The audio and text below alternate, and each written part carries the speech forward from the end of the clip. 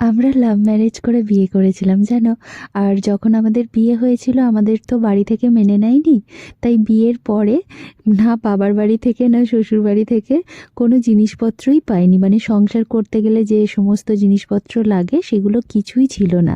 তো আমি আর আমার বর দুজন মিলে প্রথম যখন সংসার শুরু করেছিলাম তখন খুব অসুবিধায় পড়েছিলাম যেন, কিছুই তো ছিল না। তারপর দুজন আস্তে আস্তে করে টাকা জমিয়ে সংসারের একটা একটা করে জিনিস কিনতে থাকি।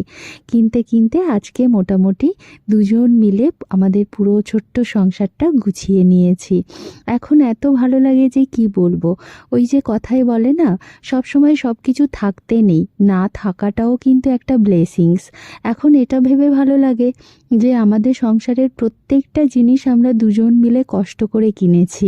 সেটার একটা আলাদাই অনুভূতি থাকে জানো। তোমাদের কারোর সঙ্গে কি এরকম কোনো ফিলিংস আছে? থাকলে অবশ্যই শেয়ার করো। তো যাই হোক, আজকে তো মঙ্গলবার ছিল, আমার স্টুডিও বন্ধ থাকে, তাই আজকে আমার ছুটি। সেই জন্য সকালবেলা একদম অনেকটা ঘুমিয়ে অনেকটা দেরি করে উঠেছি।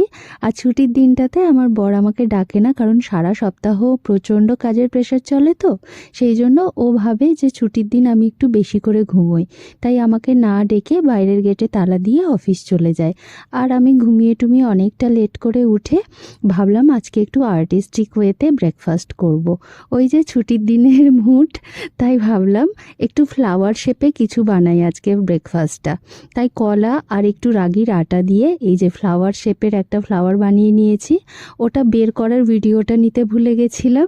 যাই হোক, তারপরে আরেকটা ফ্লাওয়ার শেপের একটু বানাচ্ছি শসা আর আলু দিয়ে। প্রথমে ওটা বয়েল করে নিয়ে নিচে রাগির আটা দিয়ে র্যাপ করে নিচ্ছি।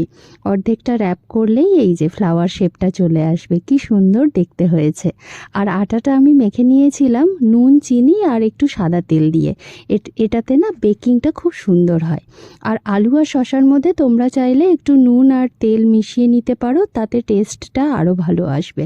আমার এটা নর্মাল খেতে ভালো লাগে, এই ফ্লাওয়ারটাতে আমার নুন খেতে ভালো লাগে না।